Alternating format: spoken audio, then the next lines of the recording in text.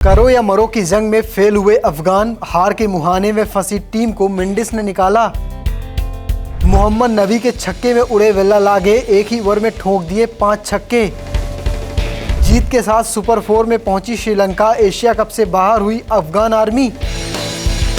Asia cup 2025 का ये 11वां मुकाबला था। इस मुकाबले में अफगानिस्तान का सामना श्रीलंका से हुआ था। ये मुकाबला करो या मरो की जंग की तरह था। अगर श्रीलंका ये मुकाबला हार जाती और उसका रन रेट खराब हो जाता तो वो एशिया कप से बाहर हो जाती। वहीं अगर दूसरी ओर अफगानिस्तान की सोचे तो अफगानिस्तान अगर हारती है तो बाहर हो जाती और हुआ भी वही। अफगानिस्तान ने पहले बल्लेबाजी की थी, बल्लेबाजी कुछ अच्छी नहीं गुजर रही थी, लेकिन आखिरी ओवर में जिस तरह से वेला लागे के खिलाफ मोहम्मद नबी ने कमाल की बल्लेबाजी की, एक ही ओवर में 5 छक्के ठोक दिए, 160 के करीब स्कोर को पहुंचा दिया और इसके दम पर लगने लगा था शायद अच्छी गेंदबाजी के दम पर अफगानिस्तान ये मुकाबला जीत पाएगी, लेकिन ऐसा हुआ नहीं क्योंकि बीच में खड़े हो गए थे मेंडिस। श्रीलंका के इस धाकड़ सलामी बल्लेबाज ने इस तरह का खेल दिखाया कि अफगानिस्तान के नूर अहमद हों या फिर राशिद खान हो, गजनफर हो या फिर अजमतुल्ला उमरजई, कोई काम नहीं आया। किस तरह से अफगानिस्तान हार गई, कौन कौन अब सुपर 4 में पहुंच गया है, चलिए आपको विस्तार से दिखाते हैं। अफगानिस्तान की इस मैच में भी खराब शुरुआत हुई थी। 26 के स्कोर पर गुरबाज के रूप में पहला झटका लगा था।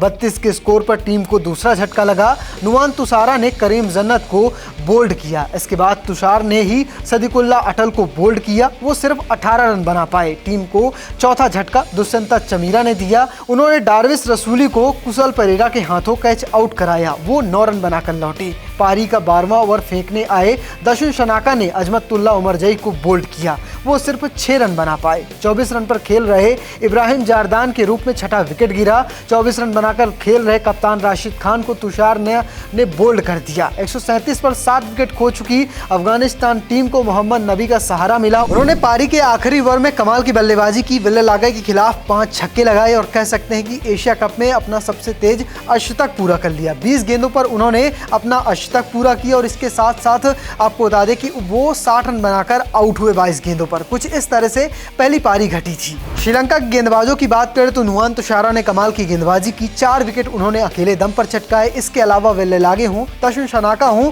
या फिर दूसरे गेंदबाजों को एक एक सफलताएं मिली। तो कुछ इस तरह से श्रीलंका की गेंदबाजी रही थी। अब उनके सामने लक्ष्य था वो 170 रनों का था। थोड़ा विशालकाय लग रहा था क्योंकि ये पिच काफी धीमी मानी जाती है, लेकिन फिर भी ओस ने कह सकते हैं कि बल्लेबाजों का साथ दिया। किस तरह से जीत मिली, चलिए फटाफट वो भी देख लेते हैं। 170 रनों के लक्ष्य का पीछा करने उतरी श्रीलंका की शुरुआत अच्छी नहीं हुई। सलामी बल्लेबाज पथुम निशंका 6 रन के स्कोर पर आउट हो गए। आज कामिल मिश्रा भी 4 रन बनाकर आउट हो गए। इसके बाद कुशल मेंडिस और कुशल परेरा ने पारी को संभाला। इसी बीच 28 रन बनाकर खेल रहे परेरा को मुजीब ने चलता कर दिया। रन चेज में चरित असलंका भी फेल हो गए, सिर्फ 17 रन बना सके। इसके बाद कुशल मेंडिस को कमेंदु मेंडिस का भरपूर साथ मिला। यहाँ से कह सकते हैं श्रीलंका को जीत के लिए मात्र 25 गेंदों पर 43 रनों की जरूरत थी और इसी बीच कह सकते हैं राशिद खान जो अफगानिस्तान के कप्तान है वो चोटिल हो जाते हैं। उनकी पीठ पर दर्द उठता है और इसके बाद वो कह सकते हैं एक बार गेंदबाजी जरूर ट्राई करते हैं, लेकिन उस तरह की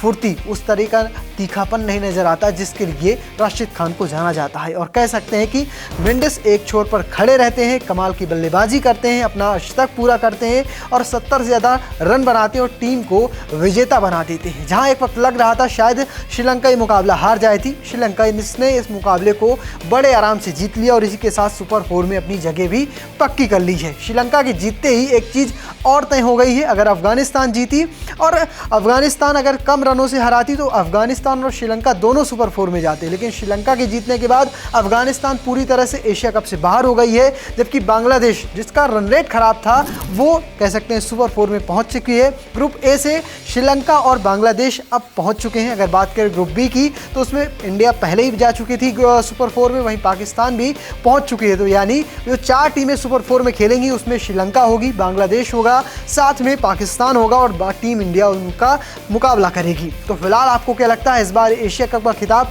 कौन सी टीम जीतेगी, कमेंट बॉक्स में लिखिएगा और पेज को फॉलो करना, चैनल को सब्सक्राइब करना बिल्कुल भूलिएगा। धन्यवाद।